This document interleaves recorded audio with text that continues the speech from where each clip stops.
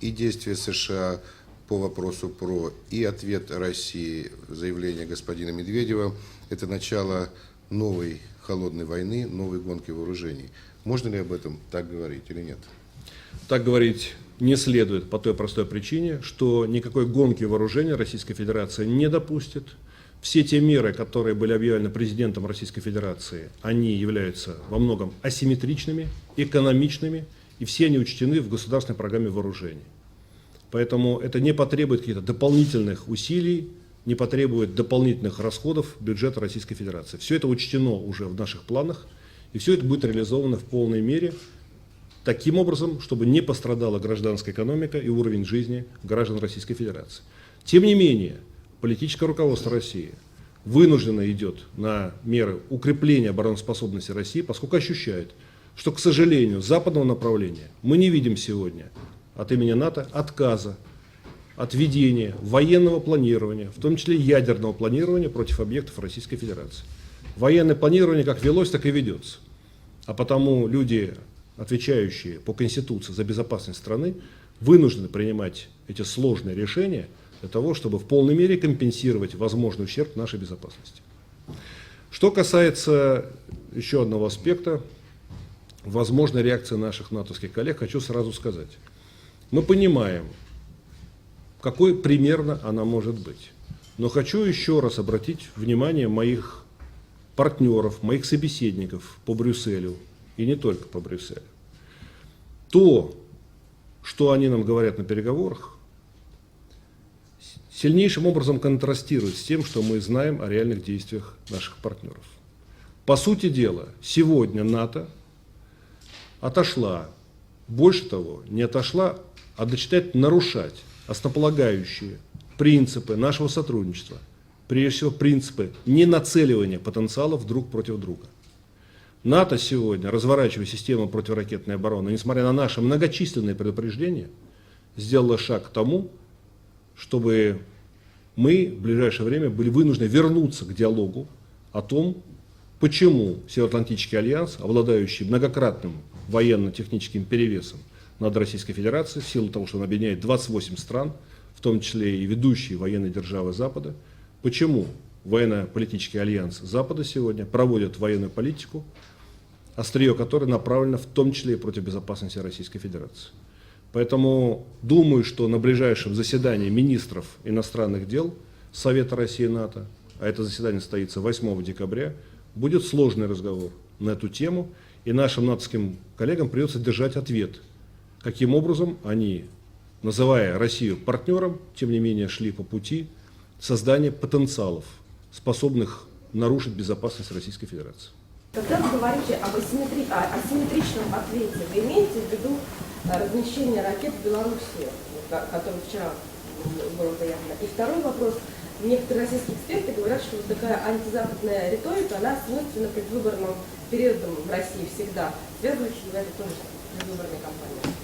Вчера у моей племянницы родилась дочь.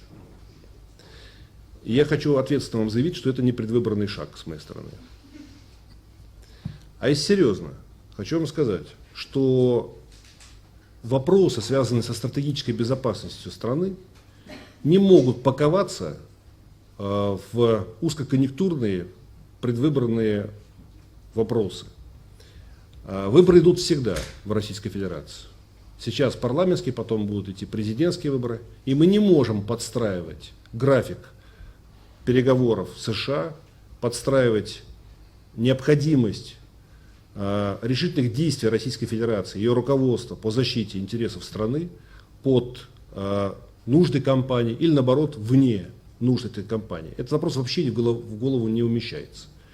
Поэтому заявление сделано именно тогда, когда оно должно было быть сделано, и сделано оно по просьбе российских переговорщиков, которые неоднократно информировали как президента Российской Федерации, так и председателя правительства Российской Федерации, так и Совет Безопасности о состоянии переговоров США и НАТО по противоракетной обороне. Что касается первой части вашего вопроса относительно ракет Белоруссии, давайте не будем фантазировать. Скажите, пожалуйста, если с политической точки зрения оценивать заявление президента, На ваш взгляд, не означает ли это, что президент дал сигнал о том, что как бы степень определенное доверия утрачена в отношениях с партнерами, если, конечно, вообще можно говорить о доверии, ну, в этом вопросе, по крайней мере, касающемся безопасности страны? Это один вопрос. И продолжение него. Не сказалось ли на появление вот этого заявления, по срокам хотя бы, то, события, которые произошли в Африке, в частности в Ливии, и действия натовских стран вот в этом регионе? Напрямую это, конечно, никак не связано. Хотя я согласен с вами, что тенденция неприятна. Мы видим, что сегодня подтягиваются различные международные решения, в том числе прошлых лет, к тому, чтобы обуславливать свою позицию, свои действия с позиции силы, в том числе по смене неугодных режимов за пределами зоны ответственности НАТО или тем более Соединенных Штатов Америки. Тенденция такова, что сегодня Запад демонстрирует политику силы. И вот у меня складывается впечатление, что и понимают они только позицию силы. Ее только и уважают. Это факт. Но это никак не связано с сегодняшним заявлением президента Медведева. Что касается первой части вашего вопроса, утрата доверия. Ну, могу сказать так. Я по себе вам скажу. Больше всего нас раздражает на переговорах, нас, российских переговорщиков, что он с нами разговаривает несерьезно. Когда, понимаете, делается какое-то публичное заявление или какое-то интервью и так далее, вы понимаете, что там может быть сарказм, там может быть элемент пропаганды, там могут быть элементы дефамации, там, значит, и так далее. Но когда вы сидите глаза в глаза с переговорщиком, когда вы разговариваете с ним, и больше вас никто не слышит, нет ни журналистов, никого, вы говорите один на один, то не принято врать в глаза, не принято обманывать партнера. Мы ведь тоже могли бы сделать заявление о том, что размещаемые в Калининграде, где-то еще средства преодоления противоракетной обороны, это не против противоракетной обороны США, а это там для наш вклад в борьбу с международным терроризмом. Но это же было несерьезно, если мы так сделали. Поэтому позиция президента России абсолютно честна. Он сказал в тот момент, когда мы исчерпали вот тот потенциал дипломатии, который мы использовали ежедневно, очень тщательно, для того, чтобы добиться компромисса. Сегодняшнее заявление – это политическое заявление, очень честное и прямое, которое должно вернуть переговорщиков с западной стороны к серьезному разговору с нами. Мы не позволим, чтобы нас держали за дураков. Мы отвечаем за безопасность большой страны, за безопасность наших союзников. И хотим, чтобы с нами разговаривали серьезно. Это не шутки, ядерное оружие, силы сдерживания, стратегический потенциал. Это не хохмочка, которую можно разыграть где-то еще. Поэтому российское руководство полностью отдает себе отчет в том,